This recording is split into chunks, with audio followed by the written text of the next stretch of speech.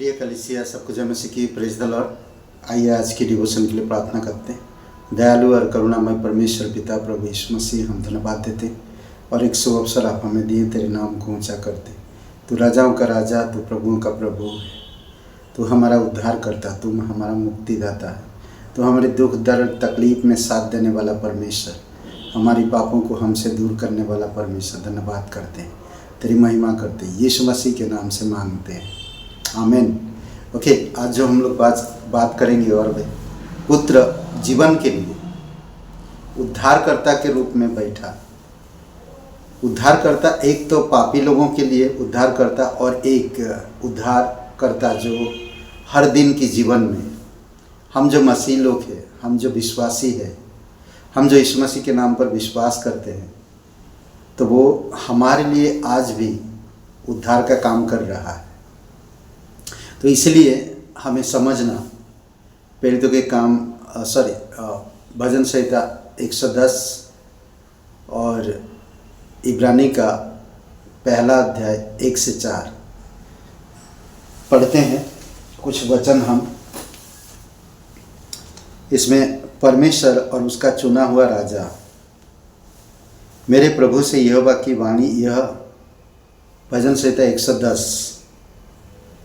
मेरे प्रभु से यहोवा की यह वाणी है, तुम मेरे दाहिने हाथ बैठ, जब तक कि मैं तेरे शत्रुओं को तेरे चरणों की चौकी ना कर दूं। तेरे पराक्रम का राजदंड यहोवा सिय्योन से बढ़ाएगा। तू अपने शत्रुओं के बीच में शासन कर। तेरी प्रजा के लोग तेरे पराक्रम के दिन स्वेच्छा बलि बनते हैं।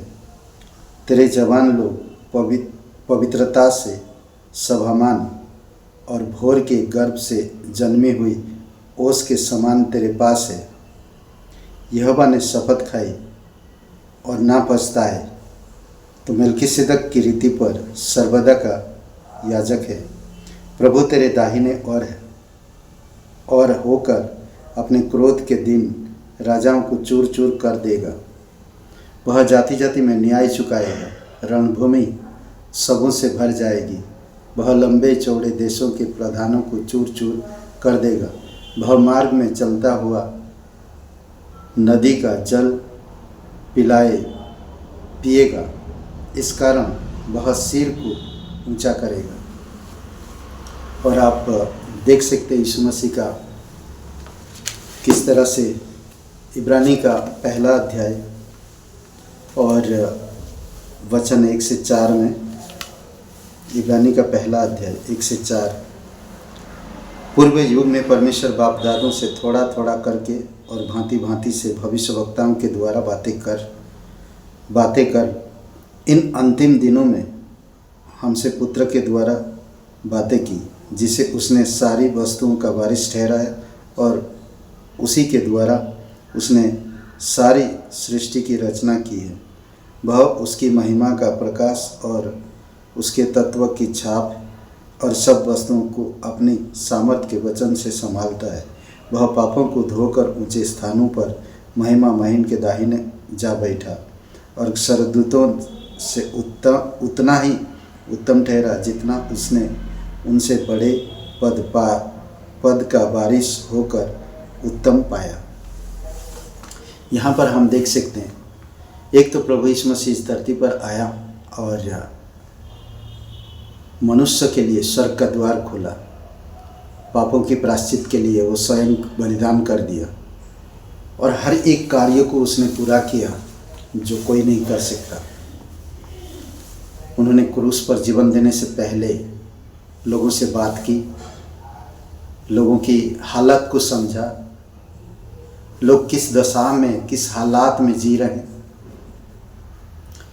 बीमारी, पाप की परिणाम, ये सब चीज़ों को उन्होंने देखा, और अंधों को आँखें खुला, सच्चाई का मार्ग दिखाया, कई सारे दृष्टांतों से बात किया। हम खुद देखते हैं कि एक उद्धार करता, एक मसीह कैसा होता, वो खुद स्वयं को दिखाया, और आज वो पिता के दाहिने और विराजमान है। और आज हम लोग जो रोज़मर्रा जीवन जी रहे हैं, वो हमारा उद्धार करने के लिए, हमें मदद करने के लिए, हमें बचाने के लिए तैयार रहता है और तैयार है। अपने दैनिक जीवन में परमेश्वर की वास्तविकता में जिए। हमारी जो दैनिक जीवन है परमेश्वर की सच्चाई में जिए। परमेश्वर की ये सारी चीज़ें सत्य है। प्रभु यीशु एक दिन राजा बनकर आएगा और अपने शत्रुओं को दूर कर भगाएगा। दूसरे शब्दों में अगर कहा जाए कि अपने राज्य स्थापित करेगा। आज आपको मुझे परमेश्वर की वास्तविकता में जीवन जीना चाहिए। परमेश्वर पुत्र सब वस्तुओं का वारिस है। पुत्र परमेश्वर सब वस्तुओं का वारिस है। उसकी सामर्थ का वचन सब वस्तुओं को एक साथ रखता है। उसकी वचन को ध्यान से पढ़िए, मनन के साथ पढ़िए, रोज पढ़िए। परमेश्वर आपसे प्यार करता है। परमेश्वर आपको बचाएगा, आज भी और आने वाले दिनों में भी। सिर्फ इस जीवन में ही नहीं बल्कि आने वाले जीवन में भी आपको अद्भुत एक पद देगा। इसलिए आज हमें परमेश्वर में जीवन जीने की ज़रूरत है। उसकी वास्तविकता में जीवन जीने की ज़रूरत है। उसकी वचनों में जीवन जीने की ज़रूरत है। आज वो हमें वचन के द्वारा संभालता है।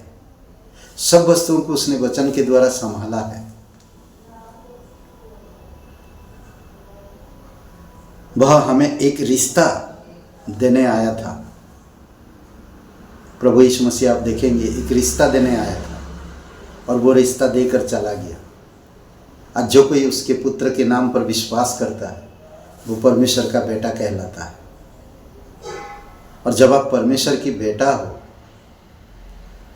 तो आप परमेश्वर की सच्चाई में जियो। उसकी प्रेम, उसकी शांति, उसकी अनुग्रह, दया और करुणा में जियो। करेक्ट।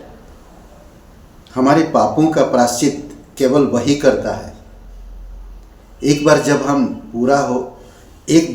जब वह पूरा हो गया तो उसने ऊंचे स्थान पर अपनी महिमा के साथ सिंहासन ग्रहण किया और आज वो सिंहासन पर है और वहाँ से आपके मेरी रक्षा कर रहा है।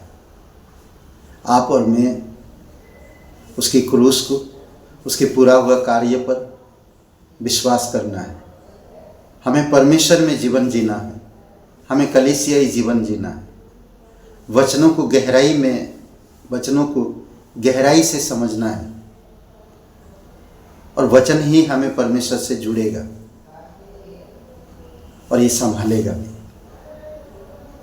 आप ये दोनों अध्याय को पढ़िए ध्यान से और अपने विचार में आप सोचिए। आमीन। आइए प्रार्थना करते हैं। दयालु और करुणामय परमेश्वर पिता, हम धन्यवाद देते, आपकी स्तुति महिमा करते। तू राजाओं का राजा, तू प्रभुओं का प्रभु, सर्वशक्तिमान परमेश्वर। धन्यवाद हमारे पापों को क्षमा करने के लिए और हमारी दैनिक जीवन में मदद करने के लिए। हमें अगुवाई कर कि हम परमेश्वर की वास्तविकता का जीवन जी सके। प्रभु ईश्वर, हम धन्यवाद करते हैं। प्रत्येक भाई बहनों को आपके अनुग्रह में, आपकी सामर्थ में बढ़ाइए। यीशु मसीह के नाम से मांगते हैं, आमीन। ब्रदर एंड सिस्टर, सबको जय मसीह की। Praise the Lord. शुभ रे दिन आपका। बहुत बहुत धन्यवाद।